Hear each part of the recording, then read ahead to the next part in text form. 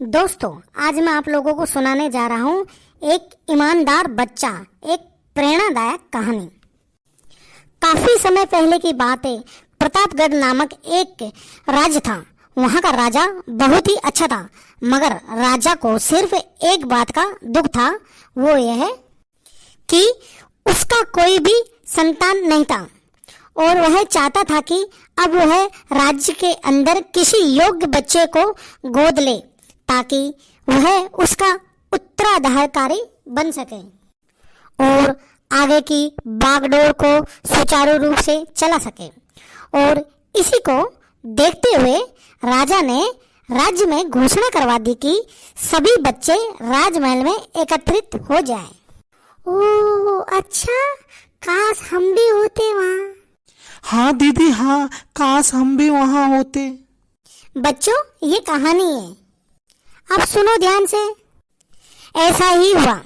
सभी बच्चे राजमहल में इकट्ठा हो गए। राजा ने सभी बच्चों को पौधे लगाने के लिए भिन्न भिन्न प्रकार के बीज दिए और कहा कि अब हम 6 महीने बाद मिलेंगे और देखेंगे कि किसका पौधा सबसे अच्छा होगा। महीना बीत जाने के बाद भी एक बच्चा ऐसा था जिसके गमले में वह बीज अभी तक नहीं फूटा था, लेकिन वह रोज उसकी देखभाल करता था और रोज पौधे को पानी देता था। देखते ही देखते 3 महीने बीत गए। बच्चा परेशान हो गया।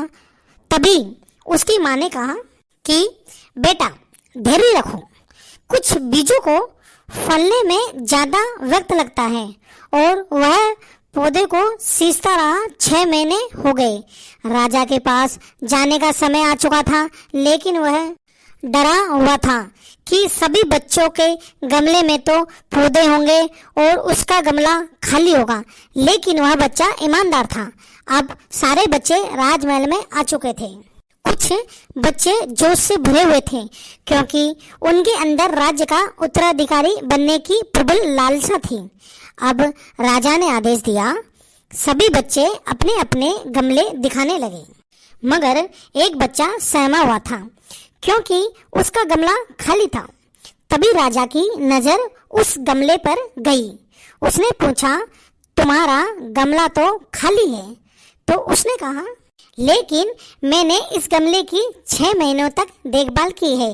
राजा उसकी ईमानदारी से खुश था कि उसका गमला खाली है, फिर भी वह हिम्मत करके यहाँ आ तो गया।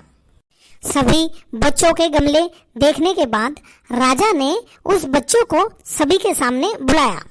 बच्चा सहम गया और राजा ने वह गमला सभी को दिखाया। सभी बच्चे जोर जोर से हंसने लगे। तो राजा ने कहा, शांत हो जाइए, इतने खुश मत होइए। आप सभी के पास जो पौधा है वो सब बंजर है, मतलब आप चाहे कितनी भी मेहनत कर ले उनसे कुछ नहीं निकलेगा। लेकिन असली बीज यही था। राजा उसकी ईमानदारी से बेहद खुश हुआ और उस बच्चे को राज्य का उत्तराधिकारी बना दिया गया। तो दोस्तों, इस कहानी से हमें यह सीख मिलती है कि अपने अंदर ईमानदारी का होना बहुत जरूरी है। अगर हम खुद के साथ ईमानदार हैं तो जीवन के किसी न किसी पड़ाव में सफल हो ही जाएंगे। धन्यवाद दोस्तों। आपको यह कहानी कैसी लगी?